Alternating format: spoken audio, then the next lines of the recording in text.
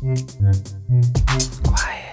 Riot. Hello and welcome to Quiet Riot Sunday School, the weekend comfy knickers to our midweek push-up bra. I'm Naomi. And I'm Kenny. Before we begin today's show, it does go without saying that the Quiet Riot team were shocked and horrified by the terror attack at the Manchester synagogue this week. And obviously, our thoughts are with everyone affected, from those who perished to the friends and family, but also to every Jewish person who is now going to be feeling even less safe in our communities. The only thing that conquers hate is, of course, enduring love. So from all of us to all of you, we are sending you tons of it to the airwaves. Hear, hear.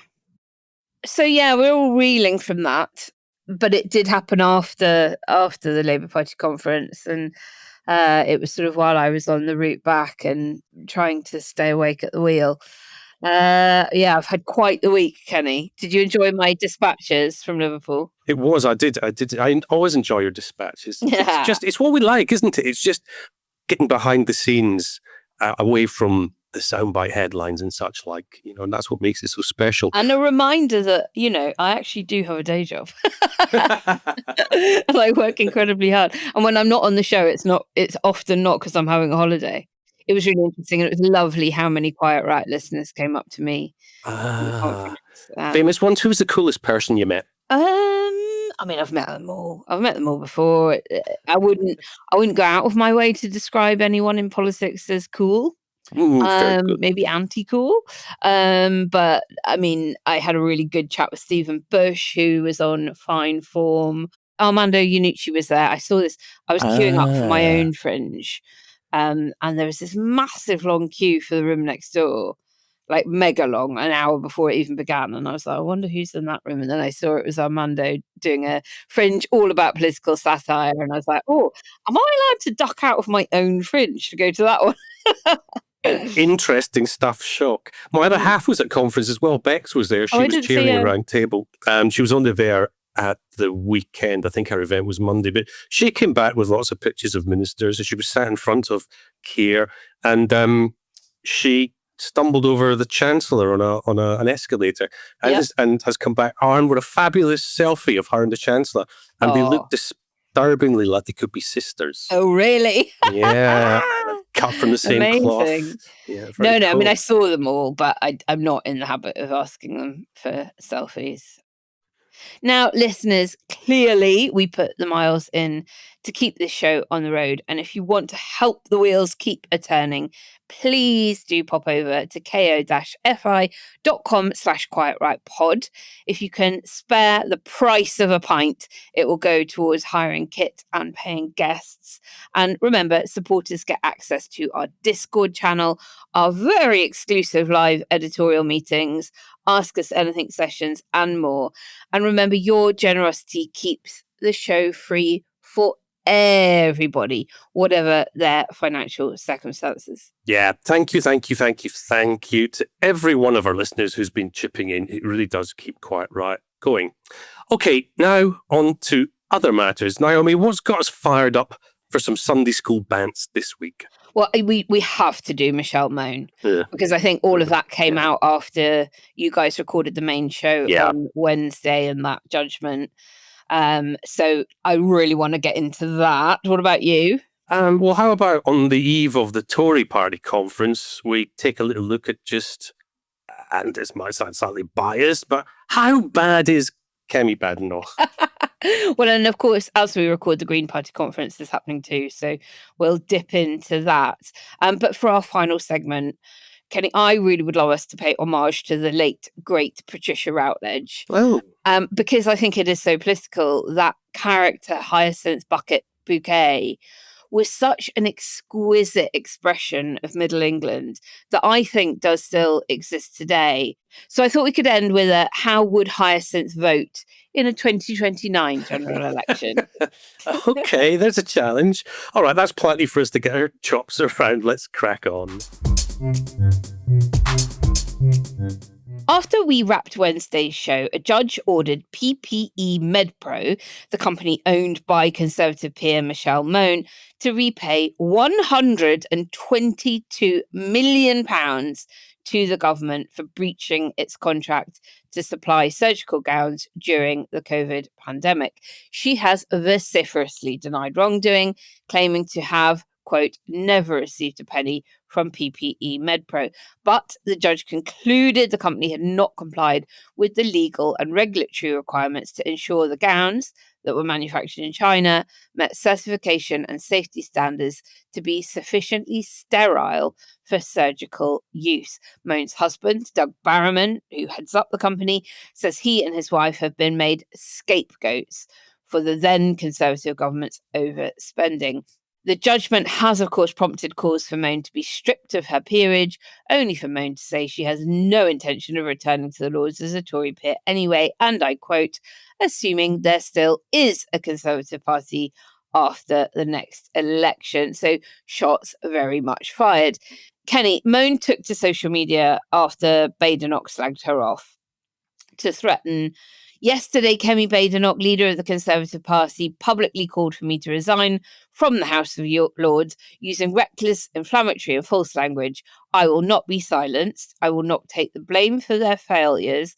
And believe me, I will, all caps, expose the lot of them.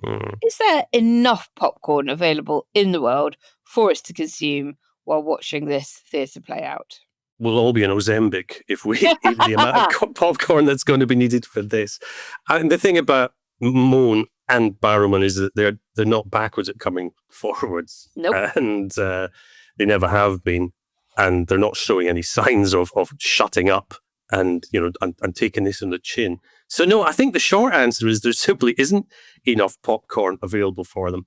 Mone's story it kind of explains a little bit about why she is this way, because she started in Glasgow back in the early 70s as a working literal class rags kid. to riches story. It is, isn't it? She hustled her way through modelling, got sacked, all that sort of stuff. And then in the sort of mid-90s, she launched Ultimo, the underwear company. And if you worked in Scottish media at the time, she was ever present. She knows how to hustle. You worked in Scottish media? Yeah. Did you stumble across them? Well, you couldn't avoid them. She was really adept at using the media for her own ends. And not in a bad way. She was running an underwear company, and she knew that stunts involving people in their underwear were going to get coverage. Well, look at the Hello Boys Wonder Bra ad that was so synonymous with that era. Completely. It was before political correctness had really run through media and sort of washed. Well, I think the media were the last, if we're really honest about it. Well, honourable mention, of course, to page 3 of The Sun that only got dropped in, last 10 years. Absolutely. But I mean, she's known in the PR and media world. If you work in these circles, eventually some people that you might be surprised by get good reputations. Other people that you might be surprised by get really very bad reputations behind the scenes. And, there are classic examples that I hate to speak ill of the dead, but Cilla Black was an example of somebody who was lovey-dovey on the TV. But if you dealt with her behind the scenes, it was a world of pain. Really? Excellent. Doing a Cilla was not something you ever wanted to be caught doing. But Mone had a reputation for being a bit of an awkward customer as well. There was one really senior PR person this week reminiscing about his experiences with Mone back in the day when she was launching, I think it was a social media thing of some sort. Now, this is a guy that had been at the top of his game and had been in PR for something like 23, 24, 25 years, the thick end of a quarter of a century, getting his way to the top. And he was involved in his PR launch, and Mone refused to pay for her hair and makeup to be done. She didn't want to splash the cash on making herself look glam. Well, that's all right. She can go on looking like the rest of us. Well, you'd think so. But instead, what happened was that he, the PR bloke, got given a brush and a hairdryer and told to get to work on her head. And so he did. He got the brush and the hairdryer going. Do you know what I pride myself on? So I do a fair amount of TV, and I'm a bit of a regular on Politics Live, and you have to arrive at BBC Millbank about half an hour before, and everyone is meant to go in and have their hair and makeup done, and the producers get really annoyed with makeup if any of the guests look too shiny. And so rather than think about what I'm going to say on the show, how I'm going to debate or anything like that, I get up early to do my own hair and makeup. And if I go into the chair and the professional looks at me and says, "No, good job, you're all fine," and I get to go, I'm like, yes, that is the real win. That's the real competition. Do you know, that's such a good advice for people doing TV or interviews where there's a camera, though, that get yourself to a point where you're comfortable. You don't have to worry too much about exactly what it is you're wearing and what have you, but you need to be comfortable. And that puts you in a much better mindset. I mean, Mone, actually, that story about her refusing to pay for hair, she was definitely not comfortable because after this poor PR guy had finished doing her hair, she looked in the mirror and she just tore him a new one. She started shouting, "Volume, volume, volume" at him. And at which point he explained that he wasn't really a trained hair and makeup artist. And she stopped talking to him at that point. So could Mone and Barrowman face jail time over this, or is it simply repay the cash and we'll draw a line under it? Well, no, this was a civil ruling this week, so they're not going to face jail time at this stage anyway, over what the High Court found this week. But unless we forget, the National Crime Agency is still looking at possible fraud, money laundering and other related offences. And the last time I checked, there was about £75 million worth of assets, including things like, luxury property, cash, offshore trusts, the usual mix of tycoons' beer money, basically. That's all been frozen while investigators trace where the profits went. Now, it's important to say that Mone and Barrowman have not been charged and both deny wrongdoing. But, the fact that things like COVID inquiry hearings have been held behind closed doors to avoid prejudicing any case shows that the prosecutors are taking this very, very seriously indeed.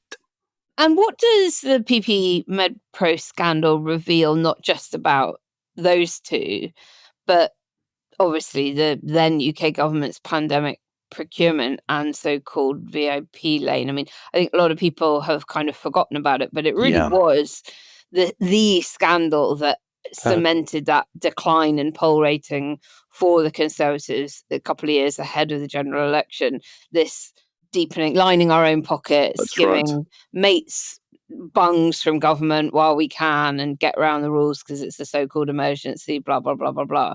Have we learned anything new, or is it just kind of refreshing our memory of how bloody corrupt that whole thing was? Well, that's the thing, isn't it? I mean, the PPA MedPro scandal really isn't just about Michelle Mone and Barrowman cashing in, much as everybody's enjoying the sense of schadenfreude that is around that particular pair. But as you said, this is really about how the government of the day cut corners and cut them really very, very badly in a crisis. That VIP lane that meant any companies with political connections could skip all the usual checks. And billions and billions and billions went out the door with little or effectively no scrutiny at all. For Mone, that was £200 million in contracts to what was effectively a brand new firm. And, Barrowman was on social media this week bemoaning the fact that they were being scapegoated for government failings and government profligacy. And a huge part of the reason that the PPE stuff was so expensive was because people like them were doubling the price of everything. They were absolutely raking it in wherever they could. So, the real story is a system that's left taxpayers exposed. So, from my perspective, the real question would always be, why on earth a company with no track record whatsoever got £200 million overnight while frontline staff were in bin bags for protection? Absolutely.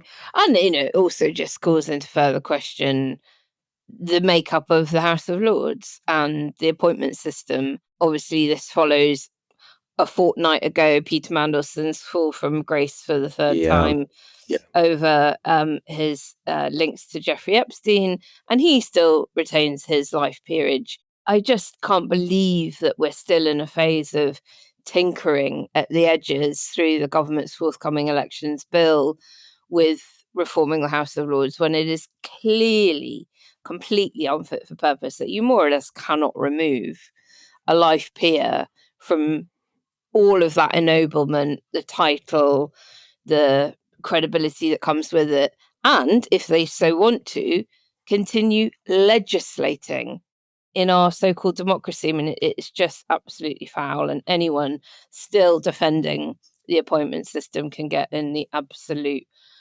toxic waste bin, as far as I'm concerned. Get in the Thames. Yeah, well, yeah, that too, right? Any waterway surrounding our island, it would seem. Quiet Riot. If you've shopped online, chances are you've bought from a business powered by Shopify. You know that purple Shop Pay button you see at checkout? The one that makes buying so incredibly easy? That's Shopify. And there's a reason so many businesses sell with it, because Shopify makes it incredibly easy to start and run your business. Shopify is the commerce platform behind 10% of all e-commerce in the US. Sign up for your $1 per month trial and start selling today at shopify.com/promo. Go to shopify.com/promo.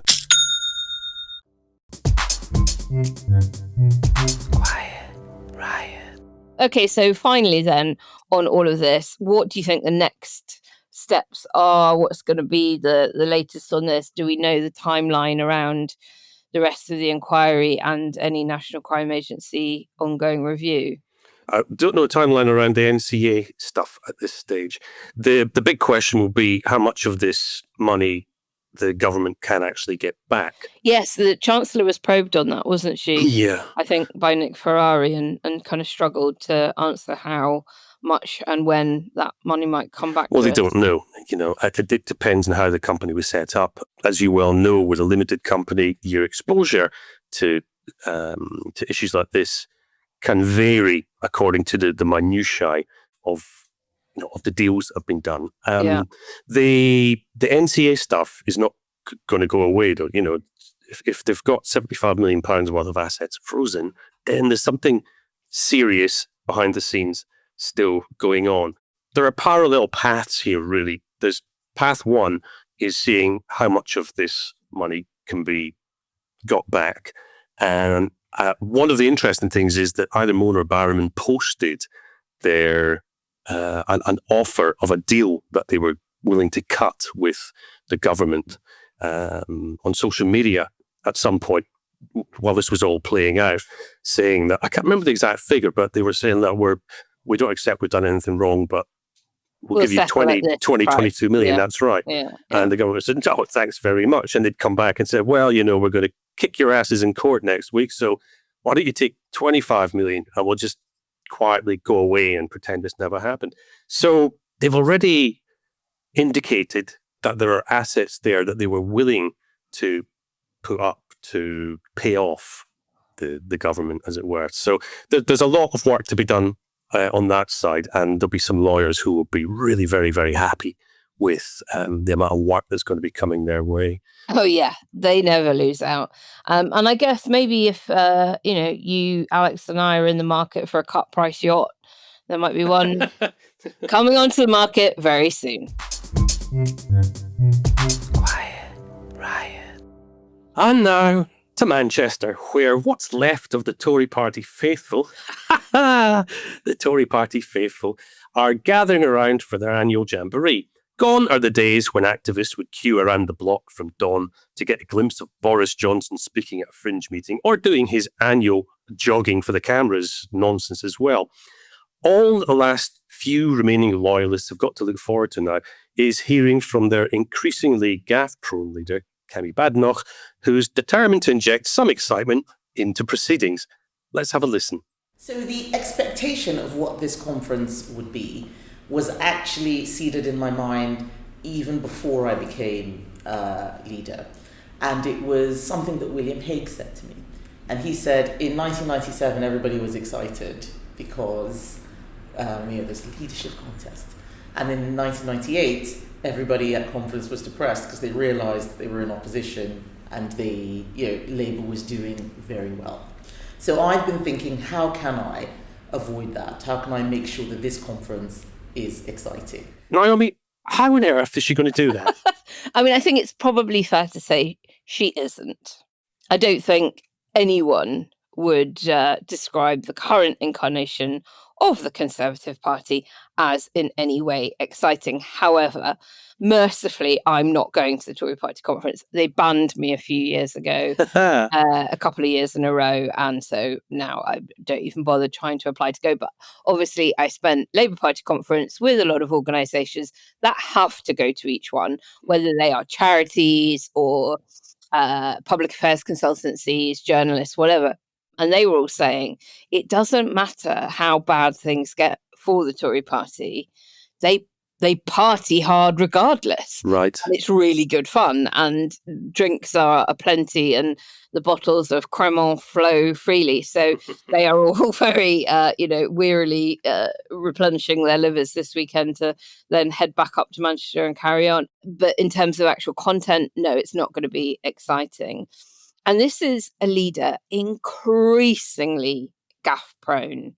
Let's just have a little listen to her latest gaffe, where she claimed that Northern Ireland voted majority to leave the European Union back in 2016. How does the Conservative Party bring people together, though your party delivered Brexit and the Irish Sea border? Yes, but last time I checked, Northern Ireland did vote to leave. Northern Ireland didn't vote to leave. Northern Ireland voted to remain in the Scotland voted to remain. A lot of so did Northern Ireland. Yes, Scotland voted to remain. A lot of people in Northern Ireland voted to remain. You're right, but Wales and England voted to leave. Overall, we had 52% of people voting to leave. The United Kingdom voted to leave. The citizens of the country voted to leave. Can I ask and you while to I talk recognise, about Jane, if I may finish, please, I do recognise that people in Northern Ireland voted to remain, and we came up with a settlement. It wasn't perfect, but to try and make sure we had a way of Northern Ireland getting the best of both. Still in the United Kingdom. And you said you wouldn't unpick the Windsor Framework. Is that still your position, given how unionists feel? But Jane, I am the new Conservative Party leader.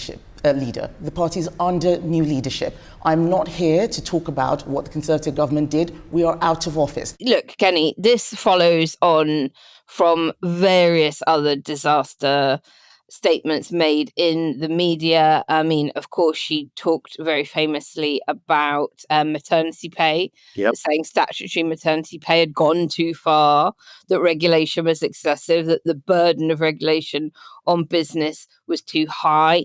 In a Telegraph article, she wrote that she did not believe in cultural relativism, that Western values are over the idea that all cultures are equally valid. She doesn't think that all cultures are equally valid. And, clearly she hates doing media. Lots of MPs and insiders saying that she underperforms in media work. Her team are really anxious about her ability to get positive coverage because she just is not naturally good at it at all. So I think there will be probably more of those to come. And the big ticket thing, of course, that she's talking about is that this week, the Tory party will make a commitment to the thing Jenrick has long wanted. We will, in government, leave the ECHR. And that's going to dominate, I think, most of it. And I think it is worth just talking a little bit about what that means. The point of the ECHR is not to override domestic human rights legislation, which all signatories to the ECHR have anyway. It's about holding one another to account. It's to try and stop each other backsliding. And in an era where populism and far-right politicians are on the rise across the ECHR member countries, that's really, really critical. What she means, I think, by saying we should leave the ECHR is that we can guarantee our own way, no matter how bad our arguments are, and regardless of how little real power we have. It's about withdrawing even further from the world, as Nigel Farage would similarly like the UK to do, on this assumption that the UK has nothing to learn from the rest of the world, that there is nothing for which we rely on it. And that is the same mistake as Brexit, equating the UK with countries like China and the USA that are powerful enough to be able to ignore world opinion, but failing to understand the reality that the UK now does lack sufficient practical economic heft to back up that kind of isolationism, even if it were desirable, which of course it absolutely isn't. So No way. I think it's absolutely disastrous for them to position on that. I mean, you ran through quite an interesting stroke depressing list of gaffes that she's made in recent months.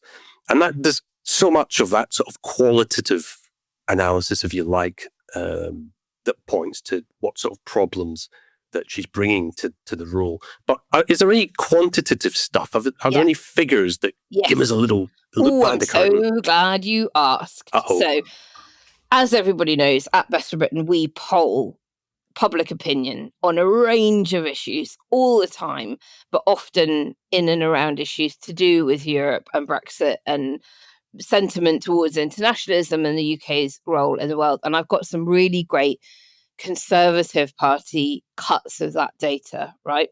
When you think about the flagship policy of the Conservative Party since 2016, it's been Brexit. Yeah. It has been Johnson saying, I've got an oven-ready deal, let's get Brexit done. Obviously, before that, Theresa May saying, the country has voted, we've got to respect the democratic outcome of that, we've got to deliver Brexit. And then Brexiters, Sunak, and of course now Badenoch heading up the party. Liz Truss was notionally a Remainer, but was a very much deal of a convert when it came to wanting to go further and faster on leaving the EU. And our data shows that this is now completely the wrong approach for that party. What our data shows is that everyone who is still a Eurosceptic has now consolidated under Reform UK. And the voters that are left with the Conservative Party now on issues around Europe are bunched up with the Lib Dems, Greens and Labour Party in their pro-Europeanism. So if you think about the type of voter, this is somebody that has probably always voted Conservative. They really quite liked David Cameron. They are pro-European. They're quite old. They're quite wealthy. They like to be able to go on holiday to the south of France for months at a time. They don't like this, being cut off from Europe, being cut off from the world, and the problems that has come with it, including damage to the economy and our inability to trade properly with the EU. So what is happening is creating the perfect conditions for a repeat of the 2019 general election. But you replace Johnson with Farage coming through the middle because the pro-European vote gets split across now so many parties, but including the Conservative Party. Now, a majority of Tories in our poll cite damage to the UK economy as the main reason why they consider Brexit to have been a failure. And they blame Farage most of all for the blunder of any current party leader. They do blame Johnson and Cameron as well, but they think it's Nigel Farage that did it the worst. Right. And so what we're finding is that they're saying 46 to 22% think, so twice as many think Brexit has been a failure.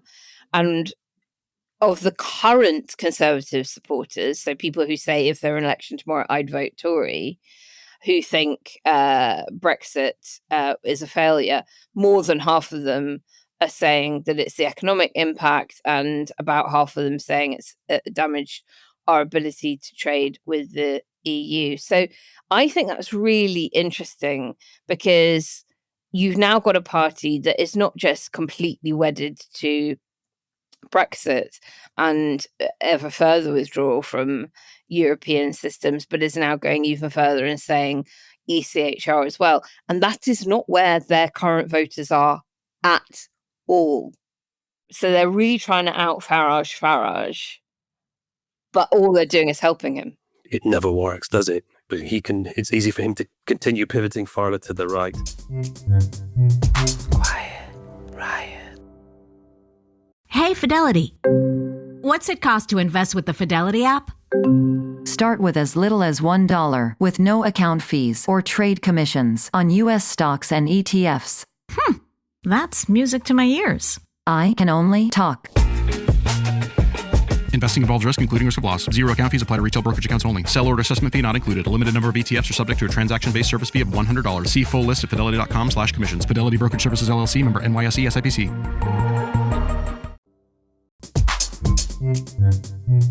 Quiet riot. Were there any real surprises in there? Because, the fact that economic damage happened isn't a surprise to any of us who were campaigning on the It's like, you don't say. Yeah.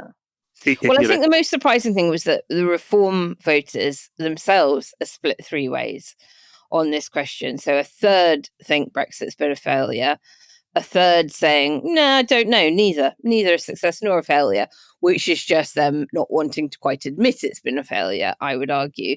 And then just over a quarter, so edging up to a third, 28% of those saying they're going to vote Reform at the next election, saying Brexit is a success. So the smallest number of Reform voters within that three-way split saying they think it's worked. And I think that is suggesting a shift from those who voted Reform last year, of whom a quarter say the UK's exit from the EU was a mishap, versus a third who see it as being a success, and slightly more, 35%, seeing it as neither. So I think that was the kind of surprising thing from us, that really the country has absolutely moved on, and many political leaders are now totally out of step with voters on the UK's relationship with the EU.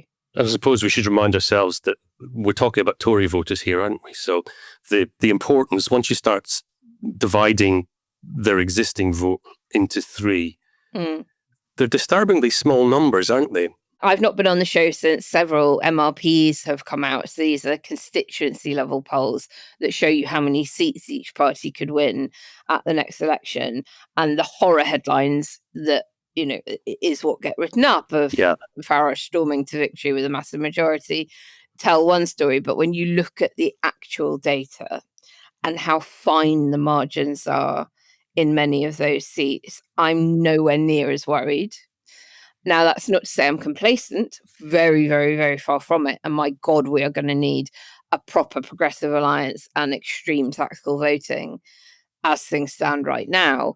But there are plenty of routes through to denying him a majority at the next election that's coming through all of that. And of course, you have to take polls this far out from an election with such an enormous pinch of salt that I wouldn't worry too much. But as I say, I'm giving you all quite a lot of hope here, so long as you do as you're told and organise with those of us that are going to be leading that effort.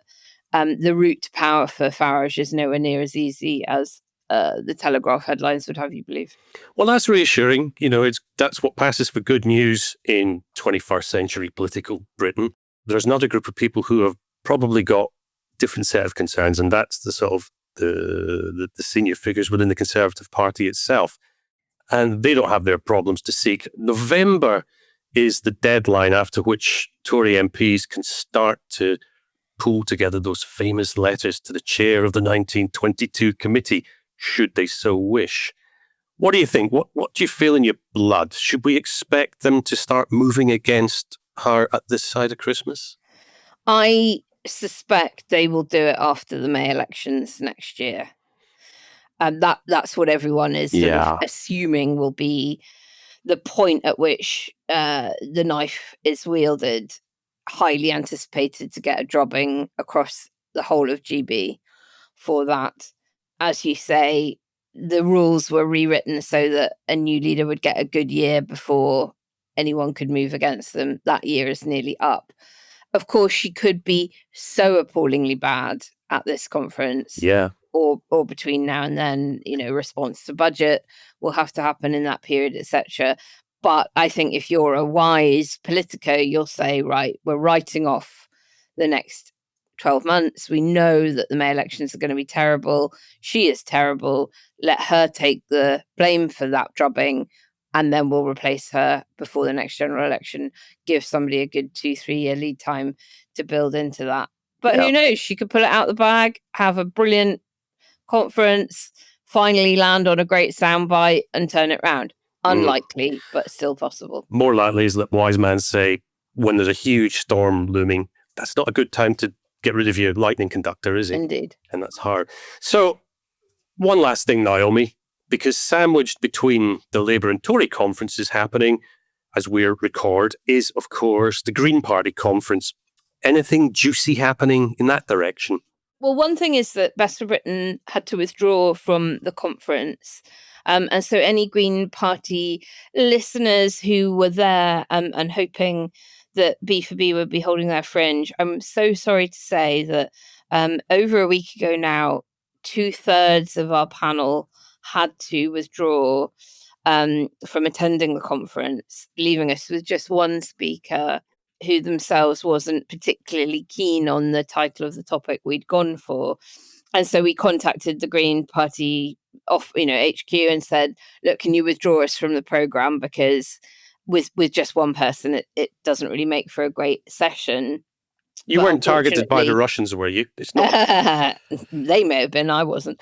But I think, unfortunately, the advertised fringe still went into the agenda. And so there have been some disappointed people hoping to see us there who weren't. But I just want to let everybody know that was so out of our control and not our fault at all. And we desperately tried to make something work. But actually, I think the conference has been dogged by absence. Quite a few leading figures unable to be there. And all of our Quiet Riot thoughts are with Adrian Ramsey, the former co-leader, who isn't able to attend the conference because of his father's funeral. So big love to family Ramsey. But Zach's speech, we've got a little clip of it for you here.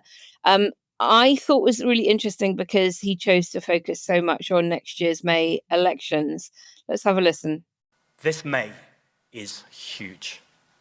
Hateful, divisive politics will be on the ballot paper. We can and we must reject that. Let's look after each other. The Green Party's moment is now.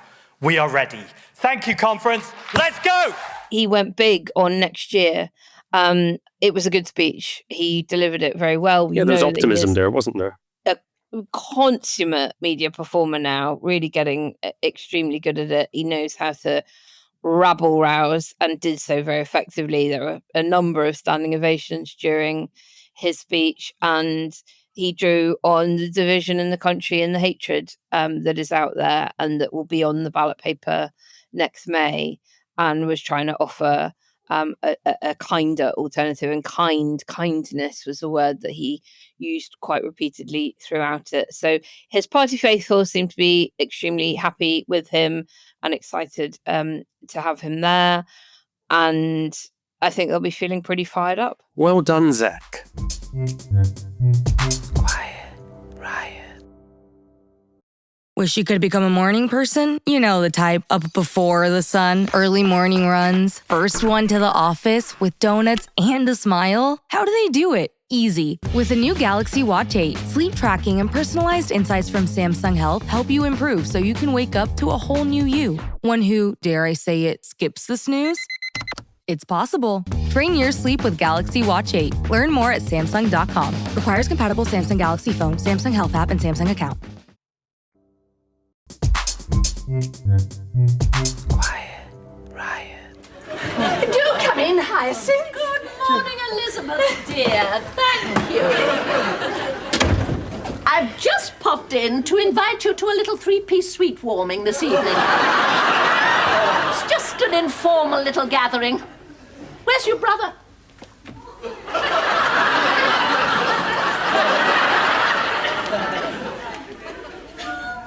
Good morning, Emmett. Isn't he shy? Shall we say 7 o'clock, then? And when we've all admired the suite, perhaps Emmett would run off a little rondoletto in its honour. This week we said farewell to the actor Patricia Routledge, who kicked the bouquet aged 96 after a formidable career, and who was, of course, best known for her incredible portrayal of Hyacinth Bucket. And that got me thinking about what a perfect encapsulation that character was of Middle England and our ridiculous class system. Hyacinth Bucket captured the performance of class in Britain, the way people signal, aspire, and sometimes fail to cross invisible social boundaries. She was a mirror to Middle England's aspiration and anxiety, exaggerated for comic effect, of course, but close enough to reality to feel painfully true. Her candlelight suppers and policing of etiquette at every turn mirrored a familiar Middle England impulse, striving to climb the class ladder by adopting the manners, accents, and symbols of a better society. Now, Kenny, of course, Hyacinth voted Conservative, but I wonder, would she have now switched her vote to Reform, do you think? Do you know what? I mean, if she'd switched her vote to Reform, that's the Conservatives really in a bucket of trouble, isn't it? Yeah. I mean, she's such a bellwether in that respect. No, I think that Hyacinth would have been probably at the conference cheering through gritted teeth and raging the way that lots of other people would rage. I mean, she's about the right age to have still been attending conference. She ticks a lot of the boxes, but my goodness me, she would have been furious, wouldn't Well, she? YouGov polled it, in 2017, they polled the public on fictional characters, and 87% of viewers thought Hyacinth Bucket would have voted for the Tory party. 87%. I suspect you're on the money there. It was an era of similar characters, I guess most notably Basil Fawlty, the snobbish hotel owner desperate to impress the upper classes while trapped in a bubble of his own mediocrity, and more working class characters as well with similar levels of social aspiration, I guess encapsulated by the likes of Del Boy Trotter, Cockney market trader, wheeler dealer, dreaming of wealth, and next year we'll be millionaires. Kenny, without question, Basil would have gone UKIP in the noughties before Reform. Where do you place the Del Boys of this world now on the political spectrum? The Del Boys I still think are old-fashioned wheeler dealer, small business Britain Conservatives. Remember what the Conservative Party used to stand for. I mean, the thing about Del Boy and Rodney and the whole Trotter Empire is, of course, they've got big hearts, haven't they? Yeah. And at some point, what's going on right now in the political system, it would upset them. It would not chime with their characters if you look at the Trotter family holistically. Look at the Bouquet family. I can't remember their surnames, but you had one of the sisters was married to Onslow, who would sort of famously sit there in his council house with his vest on, moaning about the state of things. Surely he would probably fall now into the category that Best for Britain has done on Reform voters with the segmentation. I think he would now be into the frustrated left behind camp. Right. So voting Reform, but still being passionately pro NHS free at the point of use and pro welfare state, because he was presumably on benefits and wouldn't want those to be taken away, but doesn't trust the other parties to change things for the better. Yeah, fair enough. I wonder whether I'm going to give you a quick fire round. Other 1990s characters, how you think they would have voted then at the time that they appeared on TV versus how they might have shifted now. And as a Highlander Scot, I'm going to throw the most famous, I think, Scott character at you from that era, Rab C. Nesbitt. Oh, blimey. Can I just spend a few more seconds than a quick fire on Rab C. Nesbitt? Because it occurs to me that actually Rab C. Nesbitt is the polar opposite of Hyacinth Bucket. Exactly. Yeah. And there's that lovely sort of tension between both these characters. And I think that the lazy view would be that Rab C. Nesbitt's a classic working class, Labour backing Scottish person. That's not the Rab that I knew, and I was a huge fan of the Rab C. Nesbitt shows. not surprisingly, in the early days... you could understand him. Do you know what? I'm from the Highlands. It wasn't always that easy. We all had subtitles on. They did, but you know what? He leaned into Gregor Fisher, the actor, was a very, very well spoken. He was a properly good actor, and he had to work hard to come up with that Rab voice. But Rab himself, not surprisingly, in the early days, he railed against Thatcherism. I remember him talking about Thatcher stealing his dignity, his job, and his bloody self-respect. But she'll not get my gyro, he famously said. And but Rab himself wasn't somebody who had love for any sort of authority or the establishment, whether that was politicians, whether it was the old Bill, or whether it was bureaucrats. His view would very much be that democracy is just a posh word for whose turn it is to shaft you this week. Yeah. And so the show often leaned into sort of anti-establishment, working class social sentiment. Yeah. But Rab, he was a bit more inconsistent because there was a cynicism about Labour, despite his hostility to the Conservatives, and that overarching suspicion of anyone in power. And I think in that respect, Rab C. Nesbitt was way ahead of his time, because the big thing that I keep coming back to when we talk about politics in Scotland is what's called the scunner factor, that people are scunnered. They're fed up with politicians and politics as it is, and they don't trust what's going on. They don't trust the idea that politicians might be acting in the greater good. And so I think Rab would have started out as a habitual Labour voter, because it's just what you did. And then by the time the century starts to turn and Blair is establishing himself, there's no way that Rab is anything other than disillusioned with Blair. He may have flirted with the SNP, don't know. And the rhetoric when they were repositioning themselves as an alternative to Labour in Scottish working class communities, perhaps.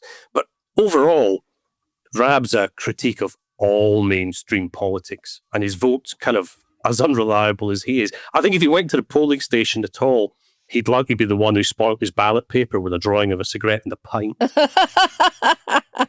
Well, we're not doing very well at this being quick fire, so I'm going to move you on. Right, we'll go quick fire for the rest of them. Right. Alan Partridge. Aha, Tory. I see what you did there. So you think he would have stuck? He would have stuck Tory throughout? Partridge's got that horrible, nasty side to him that quite possibly would have drifted him off to, if we think about it, could have dragged him off even farther to the right. But there's also that naivety about his worldview, and the fact that, I think it would depend on how the political winds of change were blowing through his local golf club. That's what would decide which way Partridge went. All right, Dot Cotton. Tory to her last breath. Her last fag-filled breath. Eddie Monsoon from AbFab. Frankly, two off her tits are out of the country to vote for the entire decade in the 90s. But now that Zach Polanski has said the Greens would legalise all drugs, I think we know where she might be headed. My parents used to call me Safi. No way, did they? Did you take that? So in the 90s, I would have to come down, like midnight or 1 o'clock and be like, please, can you stop laughing and drinking? I've got to do my homework, or like, I've got to get up and do an exam tomorrow. And they'd be like, oh, Safi, go back to bed.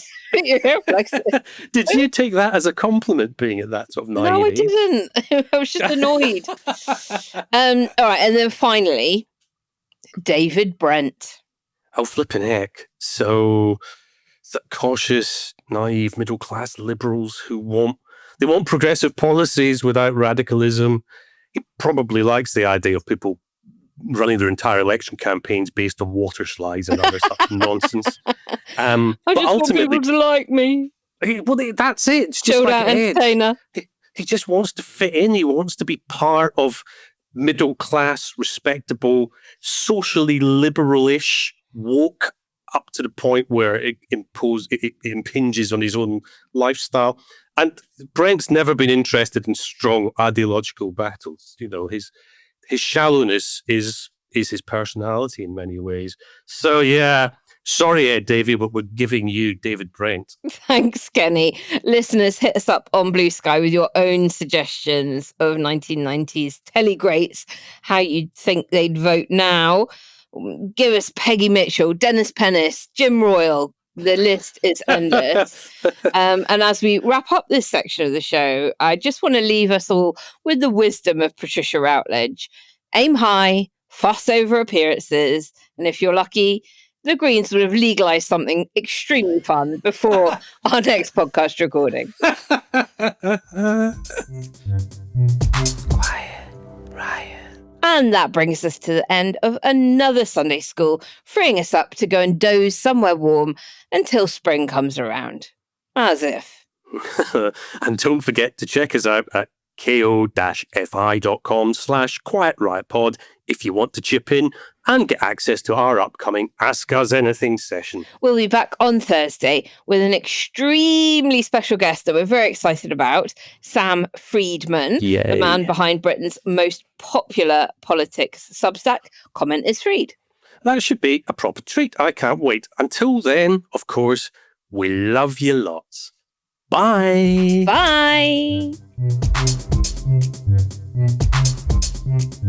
Quiet Riot is an audio production by Cooler Heads with Naomi Smith and Andreou. Produced by Kenny Campbell.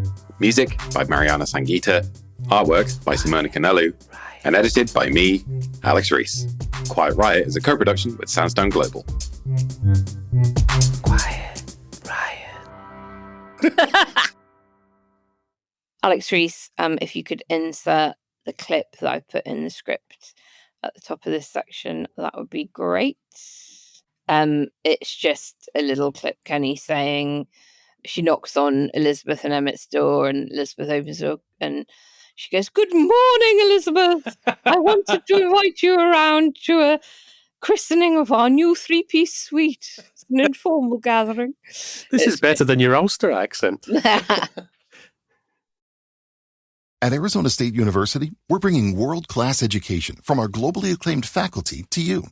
Earn your degree from the nation's most innovative university. Online. That's a degree better. Learn more at asuonline.asu.edu.